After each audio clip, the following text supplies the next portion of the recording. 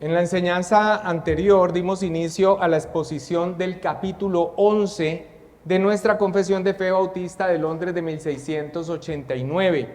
Ese capítulo trata de la justificación e iniciamos la exposición del párrafo 1, donde hablamos de la naturaleza. Ese párrafo 1 habla de la naturaleza, o sea, ¿qué es la justificación? Pero iniciamos la exposición de ese párrafo 1 haciendo una introducción a la doctrina que tuvo como objetivo mostrar la vital importancia de la doctrina de la justificación para el correcto entendimiento de algo tan esencial, de algo tan primario, de algo tan fundamental como el Evangelio. El Evangelio, pastor, sí, con un entendimiento incorrecto de la justificación por la fe, no se puede entender qué es el Evangelio. La justificación es sinónimo de el Evangelio. Expresiones como de Lutero, de Calvino, de reformadores y de teólogos contemporáneos, como el artículo cardinal de la fe cristiana hablando de la justificación, o el artículo por el cual la iglesia se mantiene en pie o cae, o la doctrina que distingue nuestra religión de todas las demás, o la expresión de Calvino, la bisagra principal sobre la cual gira la religión. En esa introducción entonces nos dejaron claro acerca de cuáles son nuestras convicciones históricas de la importancia, lo vital de esta doctrina. La doctrina que nos lleva a la cuestión central de la religión. ¿Cómo puedo ser justo ante Dios? O dicho de otra manera, ¿cómo puedo ser salvo? La doctrina cuya correcta comprensión nos permite distinguir la línea que divide el evangelio bíblico de la salvación solo por la fe y todos los evangelios falsos de salvación basados en las buenas obras. En esta primera enseñanza nos dedicamos a la esencia de la justificación. En esa primera enseñanza, la primera parte del párrafo trata de la esencia de la justificación. La justificación como una declaración legal de Dios, donde aprueba al que ha creído en Cristo para salvación, perdonándole y contándole como justo, no como una infusión de justicia, como enseña Roma, no como un cambio moral obrado en el creyente. La justificación como una declaración legal. A eso nos dedicamos en la enseñanza pasada, la esencia de la justificación. Y recordemos que el párrafo tiene una estructura particular. El párrafo presenta la justificación en términos de tres negaciones y afirmaciones. Tres negaciones y afirmaciones, y esto con el fin, uno, de refutar el error, obviamente con la negación, pero de dar una expresión clara de la doctrina a continuación con la afirmación. Esa primera negación-afirmación, que fue a la que dedicamos la enseñanza pasada, presenta la esencia de la justificación, que es una declaración legal, de parte de Dios, que no es una obra moral, que no es un cambio interno de la persona, como confunde Roma justificación con santificación o incluso con regeneración. Es entonces esta la esencia, y a esto nos dedicamos en la primera clase. En la segunda negación, afirmación, se presenta la base o el fundamento de la justificación, y en la tercera negación, afirmación, se presenta el método de la justificación. Y es a estas últimas dos, la base o el fundamento y el método de la justificación, a la que nos vamos a dedicar en la enseñanza de esta noche. ¿Qué vamos entonces a ver? La base o fundamento y el método de la justificación. Leamos entonces nuevamente el párrafo 1 Primero leamos lo que ya vimos, donde vimos la esencia de la justificación. El párrafo 1 del capítulo 11, que trata de la justificación, dice: a quienes Dios llama eficazmente, también justifica gratuitamente. Escuchen, no infundiendo justicia en ellos, esta es la negación, no infundiendo justicia en ellos, sino perdonándoles sus pecados y contando y aceptando sus personas como justas. A esto nos dedicamos en la enseñanza pasada. Pero continúa diciendo el párrafo: no por nada obrado en ellos o hecho por ellos, estábamos hablando de por qué somos justificados, no por nada obrado en ellos o hecho por ellos, sino solamente por causa de Cristo, no imputándoles la fe misma, ni la acción de creer, ni ninguna otra obediencia evangélica como justicia, sino imputándoles la obediencia activa de Cristo a toda la ley y su obediencia pasiva en su muerte para la completa y única justicia de ellos por la fe, la cual tienen no de sí mismos, es don de Dios. Hay mucho allí, pero empecemos con la segunda negación, afirmación, que presenta la base o el fundamento de la justificación.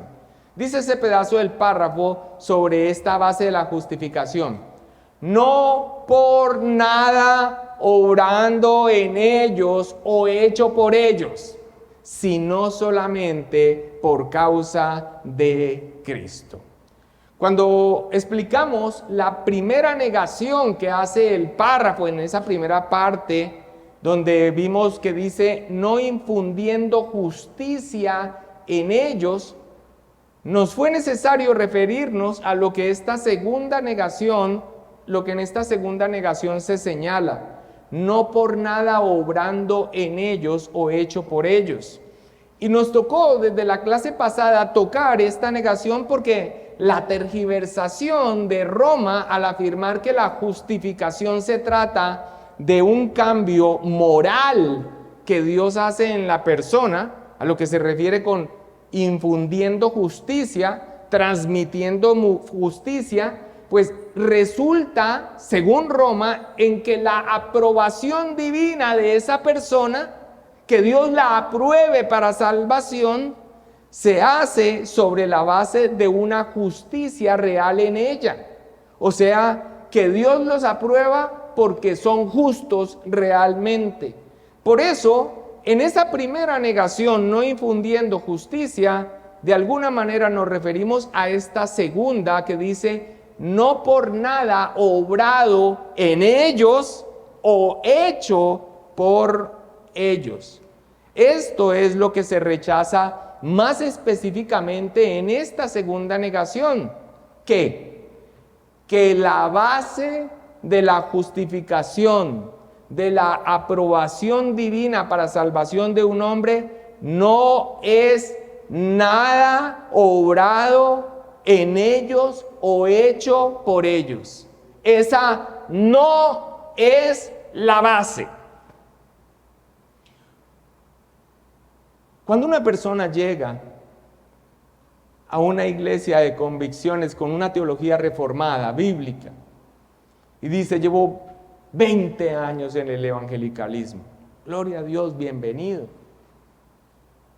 Uno sabe que es muy probable que al venir, y si Dios le concede prestar atención y ser expuesto a la palabra, esa persona va a tener un choque tremendo, porque muy probablemente en 20 años que lleva en los caminos del Señor, por lo menos yendo a una iglesia, cuando se le pregunta acerca de qué es el evangelio o por qué usted considera que es salvo ante los ojos de Dios, empieza a dar respuestas precisamente en este sentido, de algo en él o de algo que ha hecho. Eso es un clásico. Esto es un clásico. Es increíble que esa expresión de que nos toca reevangelizar a los evangélicos sea una de las mayores tareas a las que se está dedicando la iglesia en el día de hoy. Este entendimiento de la justificación, en esta segunda negación de que no es por nada que haya sido hecho en ellos, que Dios los convirtió en justos moralmente, o que haya sido por algo hecho por ellos, es esencial para hacer una diferencia entre todo falso evangelio que tiene que ver con obras para salvación y el verdadero evangelio de la justificación por la sola fe, la sola gracia de Dios, la obra de Cristo. Así que esto es lo que se niega en este segundo punto. Y quisiera compartir 4 razones que Mark Sayerberg presenta en su comentario a la confesión sobre cómo la Biblia rechaza la noción de que nuestra justificación se basa en algún tipo de transformación interior, o debido a esa transformación interior en algo que nosotros podamos hacer y que entonces por ello recibamos aprobación de parte de Dios para salvación. Vamos a compartir estos puntos de Mark Sayerberg. Dice el primero: solo podemos ser justificados sobre la base de una justicia perfecta, y la santidad inherente incluso en los mejores de nosotros es imperfecta. O sea, por más de que una persona sea correcta, sea recta, sea el estándar de la justicia de Dios, es imposible, además porque nacemos en pecado. Y los textos que presenta Sayerberg es Proverbios 29, ¿quién podrá decir yo he limpiado mi corazón, limpio estoy de mi pecado? Job 9:20 dice, si yo me justificare, me condenaría mi boca. Si me dijere perfecto, esto me haría inicuo. Eclesiastés 7:20 dice, ciertamente no hay hombre justo en la tierra que haga el bien y nunca peque. Romanos 3:10 dice, como está escrito, no hay justo ni aun uno. Romanos 3:23, por cuanto todos pecaron y están destituidos de la gloria de Dios. Y primera de Juan 1:8, si decimos que no tenemos pecado, nos engañamos a nosotros mismos y la verdad no está en nosotros. La raza humana entera no tiene cómo presentar una justicia perfecta delante de Dios. Solo podríamos ser justificados sobre la base de una justicia perfecta. Y por más rectitud que haya en una persona es totalmente insuficiente, entre otros motivos que los vamos a seguir dando. El segundo que presenta es que una justicia obrada en nosotros, y aquí va a decir algo hipotético. Lo transmito porque quise presentar los 4 puntos que Mark Sayerberg da. Pero este es un caso hipotético que uno descartaría, pero es bueno considerarlo. Una justicia obrada en nosotros, o sea, algo que nos transformara internamente, aunque fuera absolutamente perfecta y aunque garantizara la perseverancia en la perfección sin pecado para siempre, escucha, no podría estar a la altura de la justicia exigida por la ley. ¿Por qué? No haría nada para borrar nuestras muchas transgresiones pasadas. Necesitamos una justicia que remedie los pecados pasados y los futuros. Y aunque es algo hipotético, pues nos permite ver el punto del asunto de cuán necesitados estamos de una justificación como la que predicamos desde la palabra del Señor y estamos enseñando. Salmo 130, versículo 3 al 4, en esa abreviación de Jehová dice, si mirares a los pecados, ¿quién, oh Señor, podrá mantenerse? Pero en ti hay perdón para que seas reverenciado. Y el punto número 3 que presenta es, si la justicia por la cual los hombres son justificados es una justicia inherente obrada en ellos, no podría decirse que Dios justifica al impío. Este es uno de los puntos que también vimos que Dixon dio la semana pasada, o que nosotros señalamos de Dixon la semana pasada. Romanos 4:5 dice, mas al que no obra, sino cree en aquel, o sea en Dios, que justifica al impío, su fe le es contada por justicia. Y Romanos 5, 6 al 8 dice, porque Cristo, cuando aún éramos débiles, a su tiempo murió por los impíos. Ciertamente apenas morirá alguno por un justo, con todo pudiera ser que alguno osara morir por el bueno, mas Dios muestra su amor para con nosotros en que siendo aún pecadores, Cristo murió por nosotros. Entendemos perfectamente el punto que presenta ahí Marcel al respecto. No diría la palabra del Señor que Dios justifica al impío, sino que justifica al que es perfectamente recto, y de esto no hay.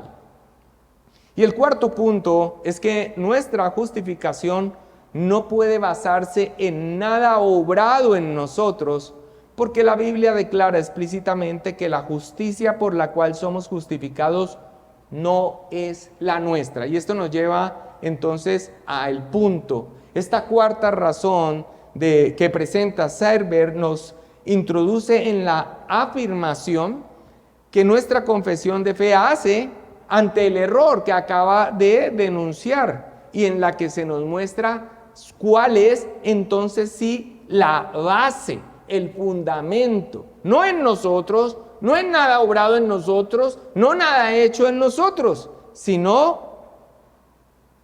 solamente por causa de Cristo, no por nada obrado en ellos o hecho por ellos, sino solamente por causa de Cristo. Entonces, hermanos, hemos visto por las Escrituras lo que en nuestra confesión se afirma, que la justificación no es un cambio moral hecho en la persona, no es una infusión de justicia, es una declaración legal donde somos aprobados por Dios al ser perdonados y contados por justos.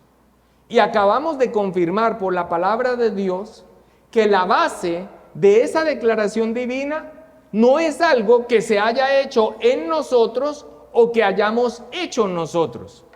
Entonces, ante esto viene este cuestionamiento: ¿cómo puede Dios declararnos justos entonces, si no lo somos? ¿Cómo puede declarar a Juan Carlos justo si no lo es? Alejandro, si no lo es. Si Dios mismo condena en su palabra al que justifica al impío, como lo vimos en textos la semana anterior, ¿cómo puede Él hacerlo si Él justifica al impío? Bueno, G.I. Williamson en su comentario a la Confesión de Fe de Westminster responde: he aquí la maravilla de la justificación. Dios provee una base justa y legal sobre la cual puede declarar al injusto como justo, y también el método o la forma. Y esto es lo que vamos a ver. Detengámonos brevemente en la base, y lo vamos a hacer brevemente, la base o el fundamento, porque en la tercera negación-afirmación, a la que ya vamos a ir, se detiene más largamente, más ampliamente al describir esa base. Aquí se expresa la base brevemente pero contundentemente. Dice, si no solamente por causa de Cristo, si no solamente por causa de Cristo. Fue lo que vimos en la expresión. Y el texto de prueba que presenta la confesión es Romanos 5, 17 al 19. Presta atención cómo se ve aquí de quién es la justicia. O sea, ¿cuál es el fundamento por el cual nosotros somos justificados? Pues si por la transgresión de uno solo reinó la muerte, ¿cuál es ese uno solo? Adán. Mucho más reinarán en vida por uno solo, Jesucristo, los que reciben la abundancia de la gracia y del don de la justicia. Gracia y el regalo de la justicia. Así que, como por la transgresión de uno vino la condenación a todos los hombres, de la misma manera, por la justicia de uno vino a todos los hombres la justificación de vida. Y cuando dice todos los hombres, es todos los hombres sin excepción, sin excepción en el sentido de raza, nacionalidad, tribu, lengua. En ese sentido, todos los hombres. Por la justicia de uno vino a todos los hombres la justificación de vida. 19. Porque así como por la desobediencia de un hombre los muchos fueron constituidos pecadores, Adán y el pecado, así también por la obediencia de uno los muchos serán constituidos justos. Así que es la justicia de uno, la de Cristo, la obediencia de uno, la de Cristo. Esa es la base que Dios provee, la base justa y legal que Dios provee para declarar al injusto como justo. El otro texto de prueba es 1 Corintios 1:30 al 31. Mas por él estáis vosotros en Cristo Jesús, el cual nos ha sido hecho por Dios sabiduría, justificación, santificación y redención, para que, como está escrito, el que se gloría, gloríese en el Señor. Ahora, el contexto de esta cita de Corintios, que enseña que ha sido el designio de Dios que estemos unidos a Cristo, y que Cristo se ha hecho para nosotros todas estas bendiciones salvíficas, sabiduría, justificación, santificación y redención, y por eso en lo único en lo que podemos gloriarnos o podríamos gloriarnos es en el Señor. Es muy diciente ese contexto. ¿Sabes qué acaba de decir? Unas líneas atrás les ha dicho así: pues mirad, hermanos, vuestra vocación, que no sois muchos sabios según la carne, ni muchos poderosos, ni muchos nobles, sino que lo necio del mundo escogió Dios para avergonzar a los sabios, y lo débil del mundo escogió Dios para avergonzar a lo fuerte, y lo vil del mundo y lo menospreciado escogió Dios, y lo que no es, para deshacer lo que es, a fin de que nadie se jacte en su presencia. El único fundamento de nuestra justificación es Cristo. Como dice el apóstol Pablo allí en su carta a los Romanos, por la justicia de uno vino a todos los hombres la justificación de vida. Por la justicia de uno los muchos serán constituidos justos. Esa es la base, el fundamento. Lutero, para enfatizar el hecho de que esta justicia de ninguna manera es producida por nosotros, sino que es completamente una obra de Cristo, la llamó una justicia ajena, o justitia alienum, alien, una justicia completamente fuera de nosotros, extra nos. Esta justicia, decía Lutero, no es nada en nosotros, sino que está enteramente fuera de nosotros, en Cristo. Y sin embargo, llega a ser verdaderamente nuestra por causa de su gracia y don. Y llega a ser nuestra propia como si fuéramos nosotros mismos. Así que Dios provee esa base de justicia real sobre la cual puede declarar al injusto como justo. Pero no solamente provee esa base, sino también la forma o el método para declarar justos a estas personas. Y ese método de aquellos que creen, ese método de cómo les declara justos es la imputación. Quiero volver a repetir. Dios provee esa base de justicia real sobre la cual puede declarar al injusto como justo, la obra de Cristo, Cristo mismo. Y la forma o el método para declarar esto de los que tienen fe en Jesús, ese método es la imputación. La imputación. Leamos la tercera, negación, afirmación, que nos habla del método de la justificación, pero que también nos habla del medio o el instrumento para recibirla, y al cual ya nos vamos a dedicar. Leamos. No imputando la fe misma, ni la acción de creer, ni ninguna otra obediencia evangélica como justicia, sino imputándoles la obediencia activa de Cristo a toda la ley y su obediencia pasiva en su muerte para la completa y única justicia de ellos por la fe, la cual no tienen de sí mismos, es don de Dios. Lo primero que quiero que notemos es que aquí se inmediatamente señalando el método por el cual Dios nos declara justos. Dice, no imputándoles, señala la imputación. Y más adelante dice, sino imputándoles. La imputación es el acto de Dios, escucha, es el acto de Dios de atribuir o considerar como nuestro algo. El acto de Dios de atribuir o considerar como tuyo algo.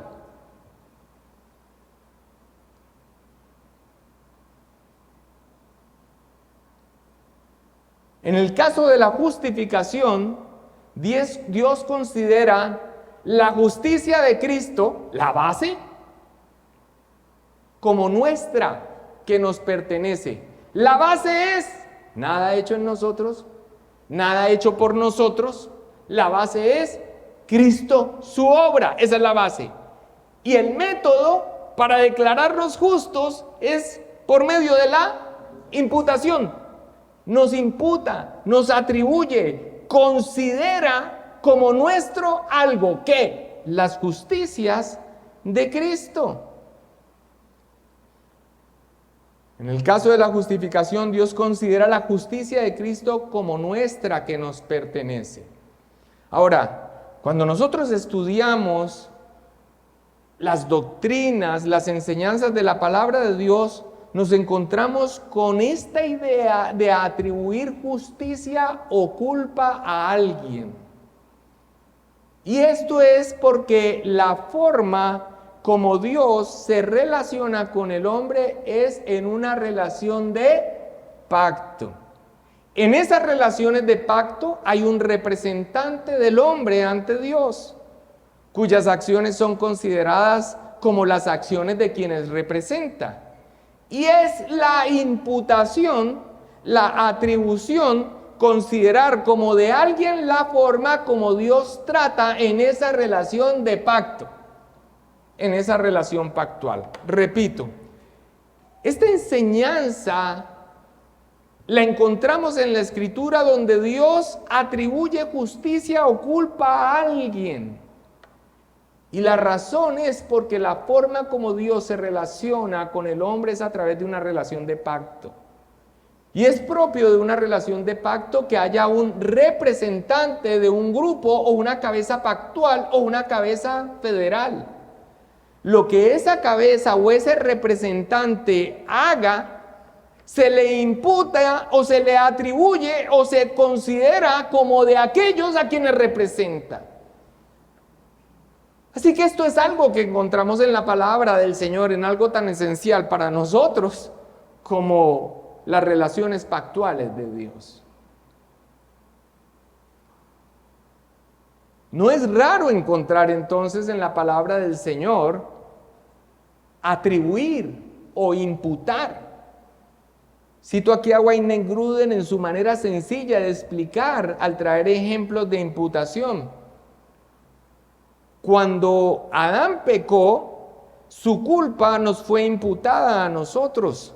Dios el Padre lo vio como que nos pertenecía y por tanto así era. Cuando Cristo sufrió y murió por nuestros pecados, nuestro pecado le fue atribuido a Cristo. Dios consideró que le pertenecía y Jesús pagó el castigo correspondiente. Ahora vemos en la doctrina de la justificación algo similar. Por tercera vez, o el tercer ejemplo, la justicia de Cristo es adjudicada a nosotros y por tanto Dios considera que nos pertenece. No es nuestra propia justicia, sino la de Cristo, la que se nos acredita. Imputación. ¿Cuál es la base de la justificación?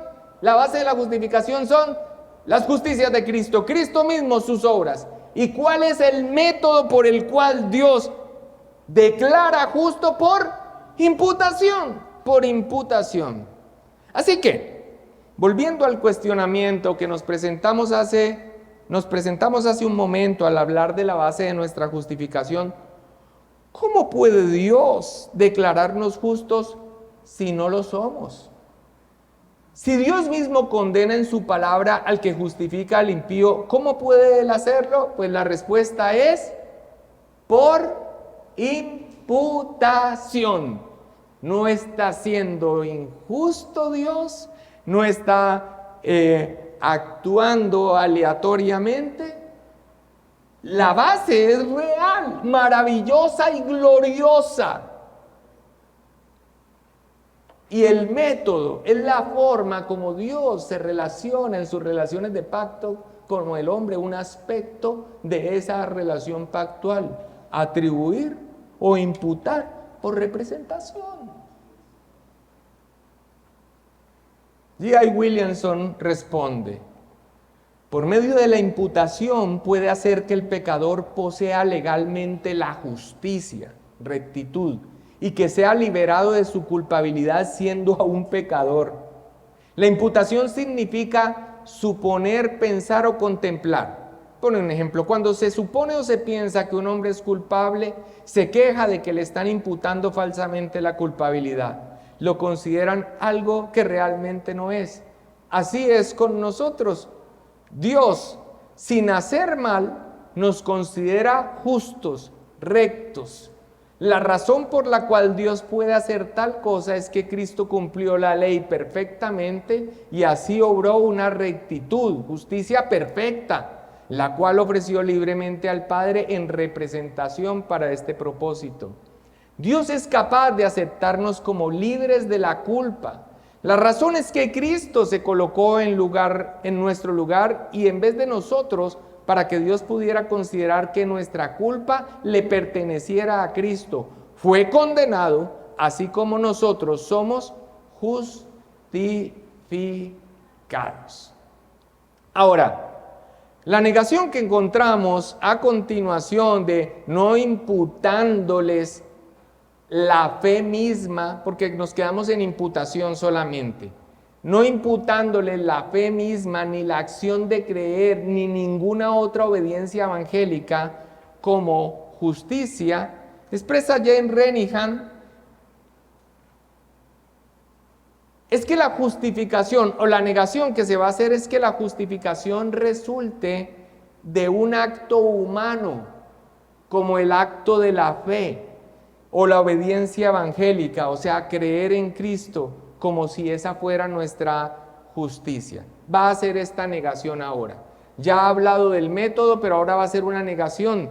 Y es que la justificación resulte de un acto humano como nuestra fe, como obedecer al Evangelio, al creer en Cristo, y que así esa fuera nuestra justicia. Sobre la segunda pregunta que David Dixon hace de este capítulo, James Renihan señala: según Dixon, los arminianos sostienen que la fe misma es imputada para justicia, es decir, cuando un individuo cree, el acto mismo de creer se convierte en la causa formal de la justificación. Ese es el señalamiento que se hace del arminianismo. Dicho de manera sencilla, aquí lo que se está denunciando es el entendimiento de que en la justificación, lo que se denuncia, ¿no? O sea, lo que está mal. Se está denunciando el entendimiento de que en la justificación se nos imputa la fe. Ojo con esto, porque no es tan sencillo a primera lectura. Se está denunciando el entendimiento de que en la justificación se nos imputa la fe, y esa fe es la base de nuestra justicia. ¿Cuál dijimos que era la base de nuestra justicia? En el arminianismo dicen que lo que se imputa es la fe. Y esa fe imputada es la base de nuestra justicia. Dice,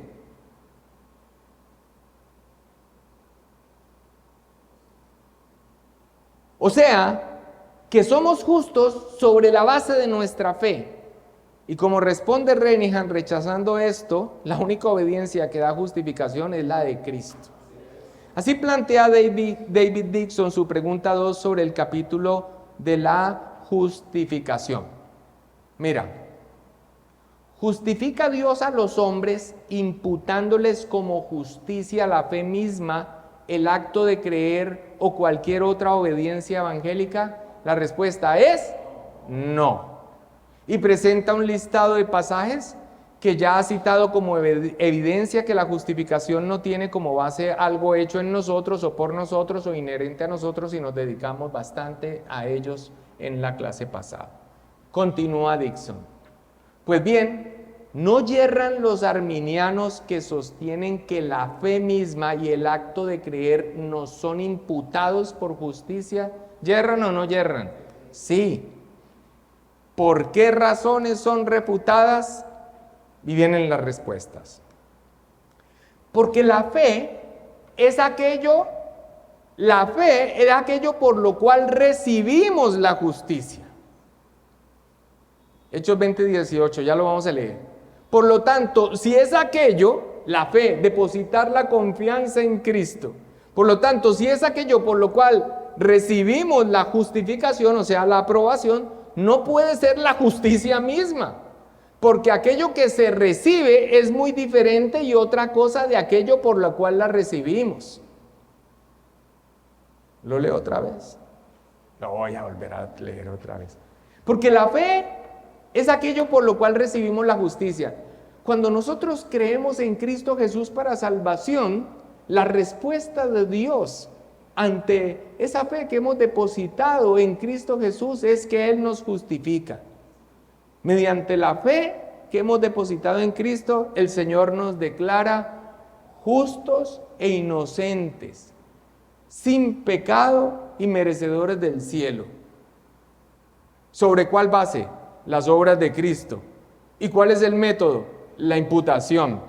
Ok, pero si es por la fe que recibimos la justificación, lo que recibimos no puede ser lo mismo por lo cual lo estamos recibiendo. Ese es el argumento que da Dixon. Y Hechos 26:18 dice, para que abra sus ojos, para que se conviertan de las tinieblas a la luz y de la potestad de Satanás a Dios, para que reciban por la fe que es en mí, en Jesús, perdón de pecados y herencia entre los santificados.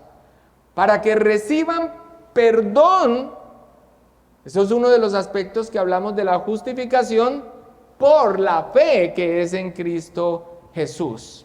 El segundo punto que presenta Dixon es porque no somos justificados por la justicia inherente, como se prueba evidentemente contra los papistas en la última pregunta anterior. Todas estas razones evidencian claramente que no somos justificados por la imputación de la fe misma o por el acto de creer como nuestra justicia. A esto se dedicaron todas las otras preguntas también y respuestas que vimos en la enseñanza anterior. Benjamin Kitch, del cual James Renihan dice que es tal vez el autor bautista particular más prolífico sobre el tema de la justificación, afirmó: todos nuestros teólogos ortodoxos están de acuerdo con nosotros en que la fe no nos justifica, ni como hábito, ni como gracia, ni como acto, y mucho menos en lo que respecta a sus frutos. Por lo tanto, cuando se dice que somos justificados por la fe, no se refiere a ninguna causalidad moral o física de la fe como cualificación, sino solo en virtud del objeto que aprende. ¿Cuál es el objeto? O sea, aquello de lo cual se aferra Cristo. Cristo, en virtud de ese objeto. Porque es que usted escuchará, y lo escuchamos en el arminianismo cuando militábamos en él. O sea, malangas, desubicados. Es que yo tuve fe. Y ese es el elemento, ese es el elemento que se expone. Yo tuve fe. Ese es como el elemento causal para el que Dios justifique según el arminianismo. No, ese es el instrumento. Y ya vamos a ver, pero sobre todo en la siguiente clase, cuando veamos el segundo párrafo que trata de esto. Y Kish continúa citando a John Bradford. John Bradford fue un reformador inglés que fue ejecutado por la orden de la reina María la Sanguinaria. Dice, no por la acción, John Bradford dice, no por la acción misma de creer, ya que es una cualidad en el hombre, lo merece, no por la acción misma de creer lo merece, sino porque toma esa dignidad y virtud del objeto Jesucristo. Cuando habla de objeto no habla de una cosa, sino como de en qué está enfocado, en qué se enfoca. Hecha entonces la negación, a continuación afirma nuevamente el medio, la imputación, y pone en su correcta perspectiva el único instrumento de la justificación. El único instrumento, un instrumento para recibir la justificación, la fe. Sino imputándoles, una vez más, señala el método, imputándoles la obediencia activa de Cristo a toda la ley y su obediencia pasiva en su muerte. Ahí en naranja, ¿qué es lo que nosotros tenemos? La base, el fundamento. Eso es lo que se nos imputa para la completa y única justicia de ellos por la fe, la cual tienen, no de sí mismos, es don de Dios. Aquí se reitera entonces el método o la forma a la que ya dedicamos la explicación, la imputación, pero con más detalle señala lo que se nos imputa, imputándoles la obediencia activa de Cristo a toda la ley y su obediencia pasiva en su muerte. Aquí la confesión de fe de Savoy de nuestros hermanos congregacionalistas amplía lo que Westminster dice de forma más breve y nuestra confesión sigue esa ampliación. Esto de la obediencia activa de Cristo a toda la ley y su obediencia pasiva en su muerte fue labor de John Owen en Savoy. Y los bautistas particulares dijeron, venga para acá, también. Amplía este aspecto de la obra de Cristo. Y quiero traer las palabras de Jane Renihan, que no le sobra ni una palabra para explicar a qué se refiere con obediencia activa y pasiva de Cristo, que nos son imputadas. Presta atención, no está en pantalla. La obediencia activa de Cristo puede definirse como la plena y sincera obediencia a la ley de Dios, realizada a lo largo de toda su vida terrenal. Es un gozoso cumplimiento de cada exigencia de amar a Dios plenamente y de amar a su prójimo como a sí mismo. En toda circunstancia, en todo tiempo y lugar y sin disminución de ninguna clase, Jesucristo obedeció la ley de Dios. Es esta obediencia la que es imputada al creyente para satisfacer nuestra deficiencia ante las demandas de la ley de Dios. Estamos revestidos de la justicia ganada por Jesucristo a través de toda una vida de verdadera obediencia a la ley de Dios.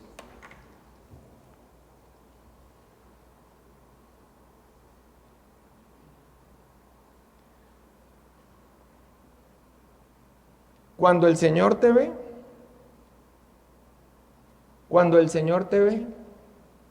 te ve como alguien que ha cumplido plenamente y en plena armonía sus demandas morales de acuerdo a su carácter santo.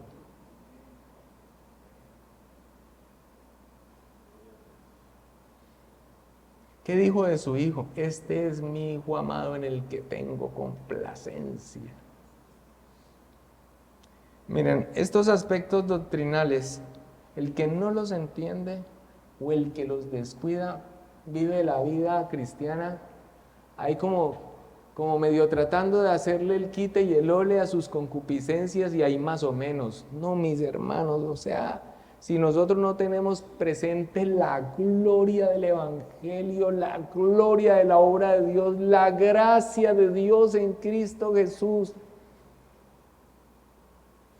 ¿qué otra cosa podemos tener que nos afirme tan fuertemente frente a las exigencias de la carne y a las tentaciones de Satanás y del mundo? ¿Qué otra cosa sino estas cosas gloriosas? ¿Qué? ¿Las consecuencias? ¿Sí?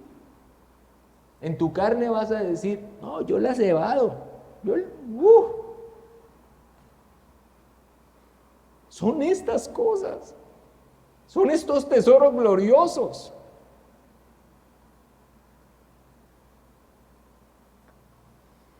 Esta es la obediencia activa. La obediencia pasiva de Cristo es la que Cristo ofrece voluntariamente a Dios en medio de toda una vida de sufrimiento. En cierto sentido, se trata también de una obediencia activa. A menudo se malinterpreta la frase y se lee como si hubiera una analogía con los modos activo-pasivo de la gramática. Pero esto no viene al caso. La pasiva debe entenderse en relación con el latín pasión. Es la obediencia en el sufrimiento, la humillación y la muerte. Cristo vino y en nombre de su pueblo soportó toda una vida de sufrimiento que culminó con su muerte en la cruz. Este sufrimiento, la obediencia pasiva de pasión, es la base del pago de la deuda que tenemos por el pecado. En la justificación se nos imputa ¿qué? La obediencia de Cristo. Tanto su obediencia perfecta a la ley de Dios, sin disminución, sin ninguna falla, pero además de esto, que Él ha pagado plenamente la deuda y la condena por los pecados.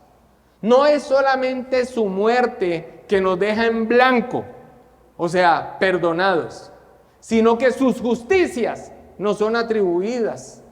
O sea, no solamente se nos declara inocentes, y esto suena como osado, pero hay mucho osado en el Evangelio, en los beneficios para nosotros. No solamente se nos considera como inocentes, sino como merecedores del cielo. ¿Cómo puede ser posible si yo no soy ese realmente? ¿Cómo puede ser posible?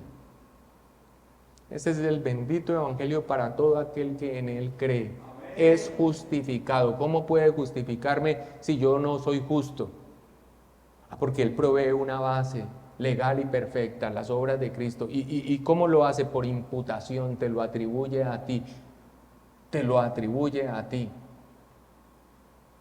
Tanto esa obediencia activa como esa obediencia pasiva. Y la frase que sigue a continuación es de igual importancia para la completa y única justicia de ellos por la fe, la cual tienen no de sí mismos, es don de Dios. La base, el fundamento de la justificación, la obra de Cristo es suficiente y único para nuestra justificación, completa y única justicia de ellos. Pero el instrumento, el único instrumento por la fe, el medio por el que somos justificados. Ahora, ese tampoco es de nosotros, es un regalo de Dios.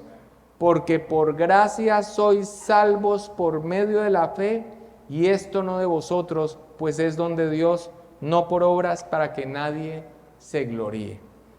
La fe como el único instrumento y entender correctamente por qué es el único instrumento es lo que veremos en la siguiente clase.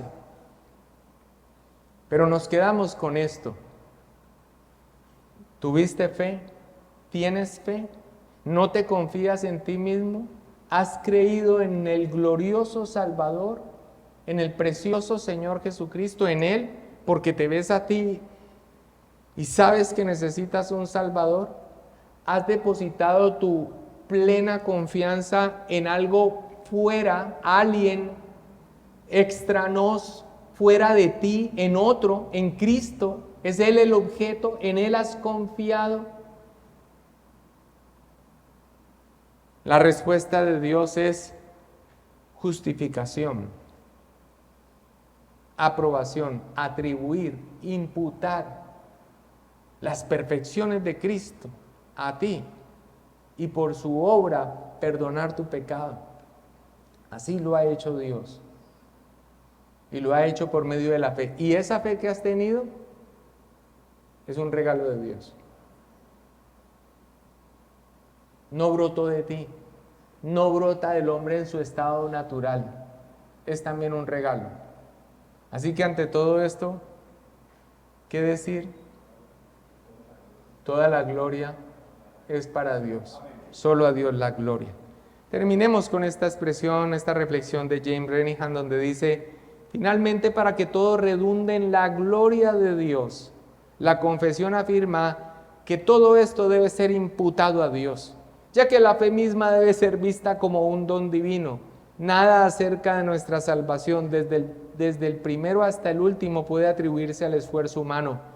Todo depende únicamente de la actividad divina, ya sea el cumplimiento en Cristo o la aplicación por el Espíritu Santo, es de Dios.